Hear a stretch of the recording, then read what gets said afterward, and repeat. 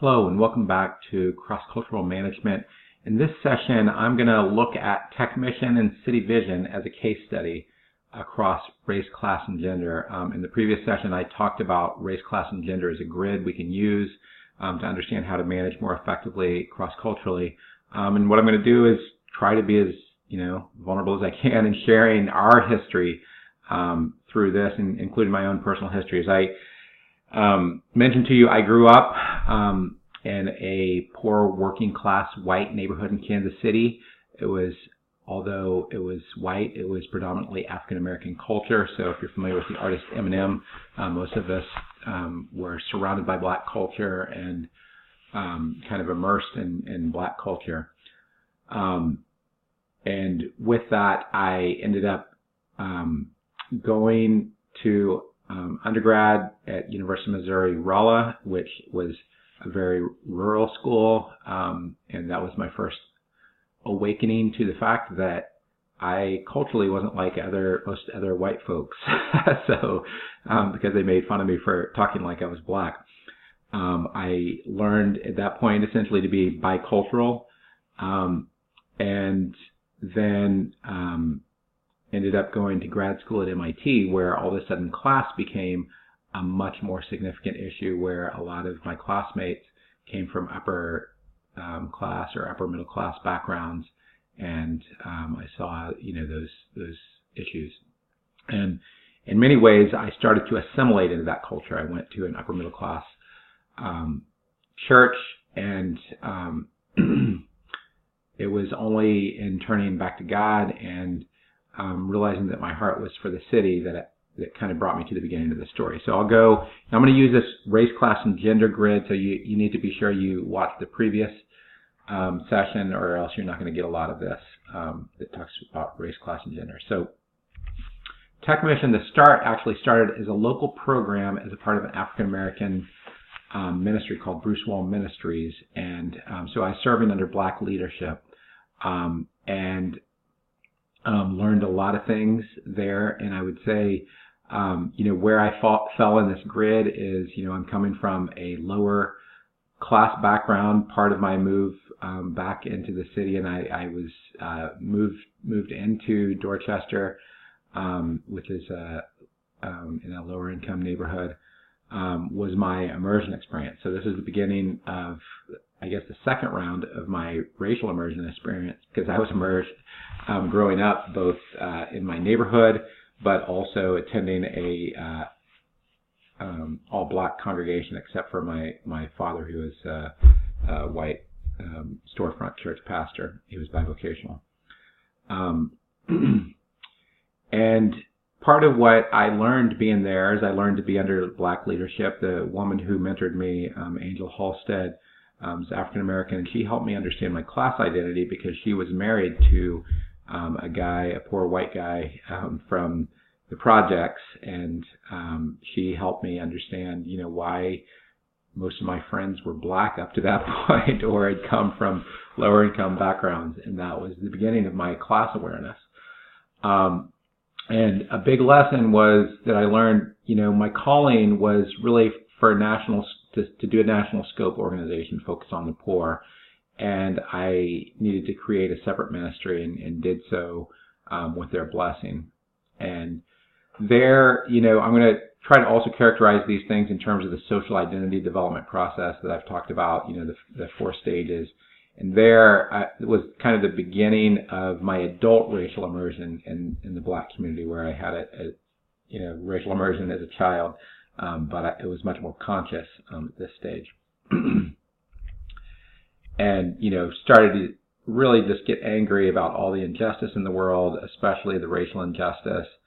And because of that, was, very motivated to have a racially just organization. So TechMission, whenever I started it, after a few years into it, there's a season whenever I was the only white staff, with all the other staff being people of color. And the challenge in that, though, was that I was in Boston, and a lot of the people of color I was hiring were recent graduates, but Boston has all these elite universities. So most of the people of color were coming from MIT and Harvard. And while some of them, came from middle-class backgrounds, and others came from lower income backgrounds, almost all of them identified as middle class. And they honestly, to put it directly, they weren't called to serve the poor. And they had a very race-centric perspective. So the challenge of this stage, in many ways, this is just relationally brutal. There's several challenges. One is I had two distinct cultures in the organization. I had this middle class, elite, people of color community, and then I had the lower class, and you just can't really have two distinct cultures in an organization. And then the second was just, if our mission is to serve the poor, then it's more important to be aligned with the poor than it is to have the external appearance of a racially diverse middle-class staff. So at this point, I was still in the racial immersion in this people of color, middle-class people of color community, and I realized that wasn't what we're called to. So a lot of the new hires I had that I brought in were people that were called to serve the poor, whether they are Black or Latino or Asian, and had some major conflicts during that season. So the next season we had, I would say I became lower class centric.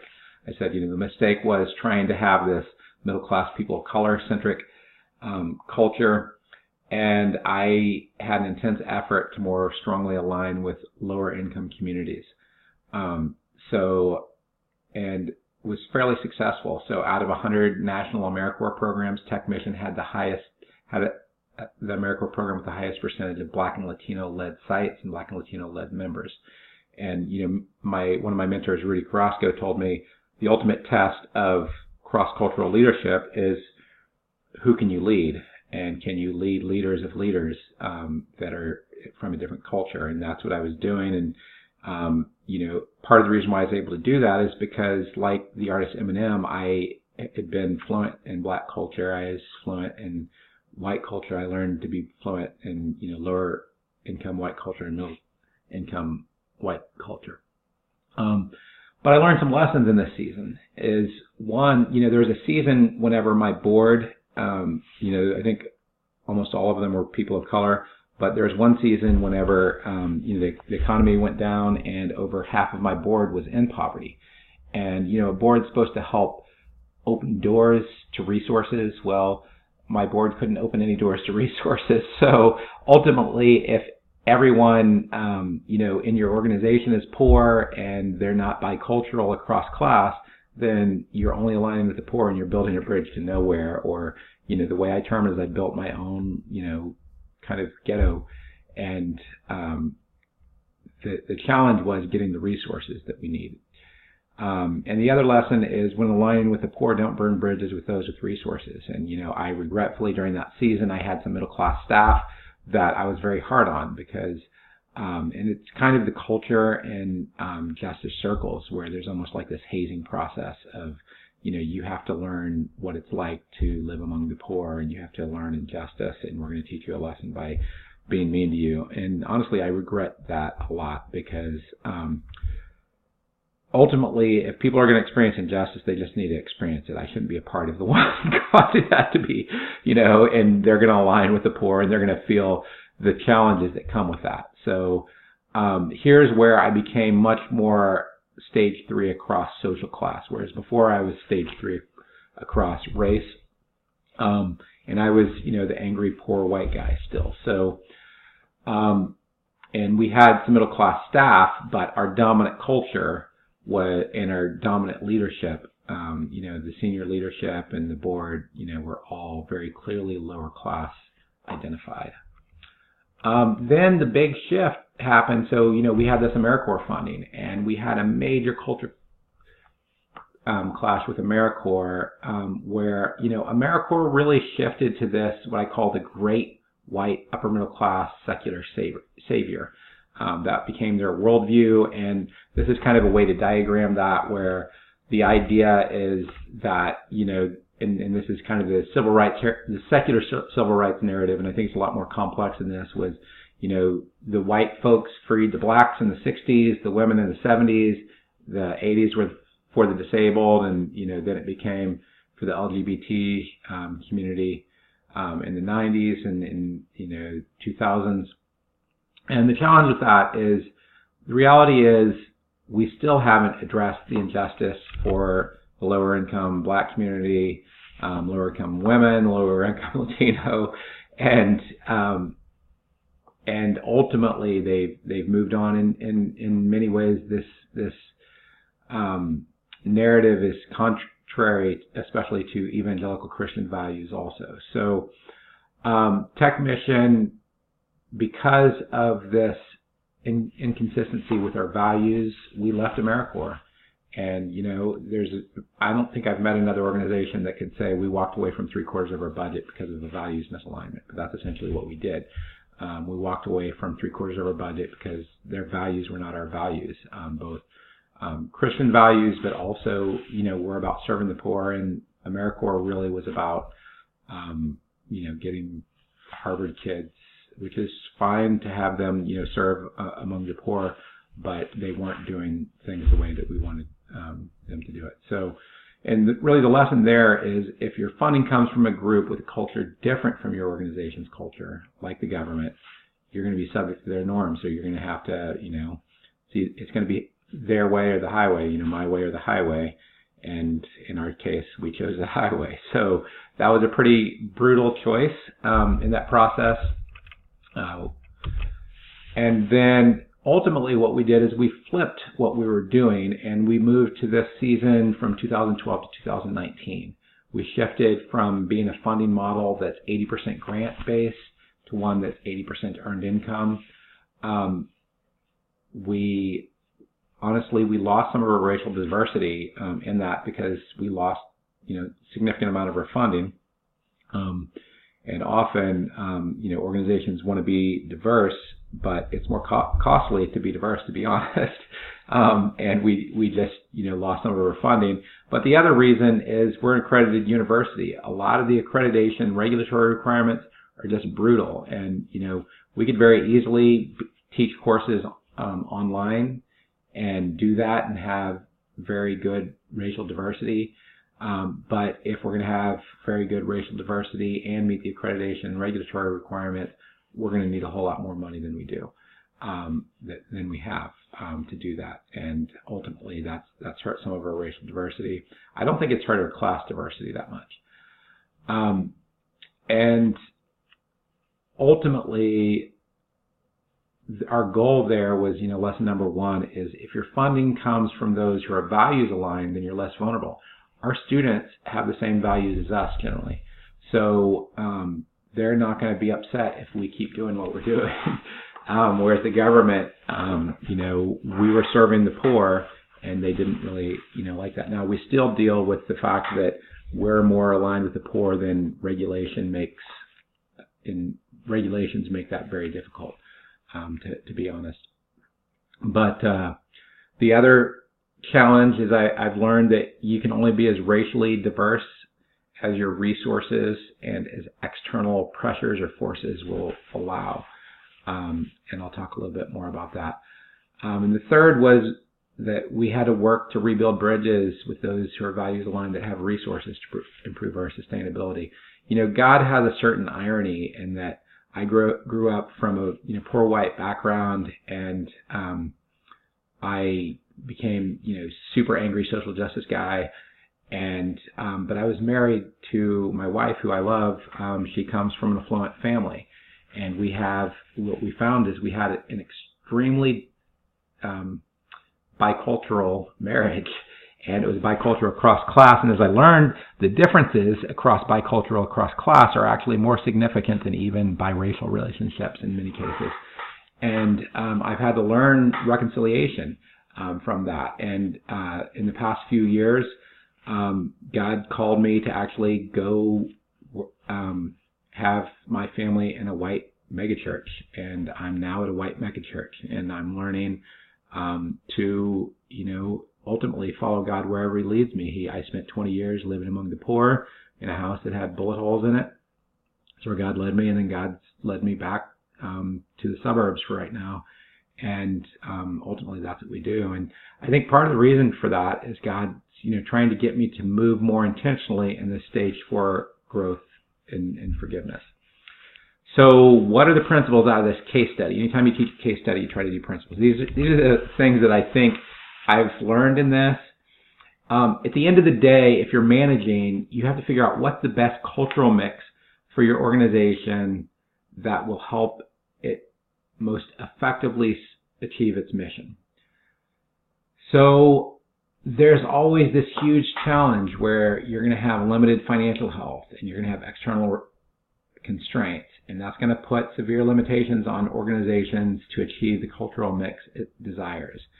And you have to try to do the right balance. If you balance too much to those with resources, then your clients are going to suffer because the cultural gap is going to be too high. If you move too much in the direction of your clients, then you're not going to have resources, and ultimately, again, they're going to suffer because they are going to need a resource organization that can get them where they want to go. Just an example of this is I've noticed in a lot of urban parents. They would love to have their children at a school that is, say they're African American. They would love to have it where most of the teachers are African American. But where they send their kids, in most cases, they send them to the best schools. And one of the factors in that is, the racial diversity of the teachers, but that isn't the only factor, So ultimately, that's being, what's going to help you achieve your mission. You need to, if you're a K through 12 school, you need to be able to teach your kids most effectively as possible. And racial diversity is going to be an important factor of that. It isn't the only factor. So the second point is just like people. So, if you've taken personality tests and you've, been around for a while, you learn you just have to get comfortable in your own skin. You have to be comfortable in your own personality type, your own cultural identity, and you try to maximize your the strengths of your personality type, and you minimize the weaknesses. And it's the same thing with any organization. So if you're an organization that has a tradition of aligning with the poor, like rescue missions or Salvation Army, that's your strength. I'm an entrepreneur. I'm not going to become a good accountant. I need to work on my weaknesses, and that's one of the things I've had to do as an entrepreneur is I have to learn more accounting, right?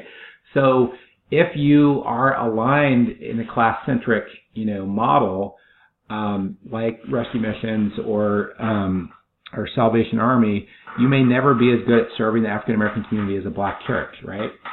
But you can get better at at your racial diversity.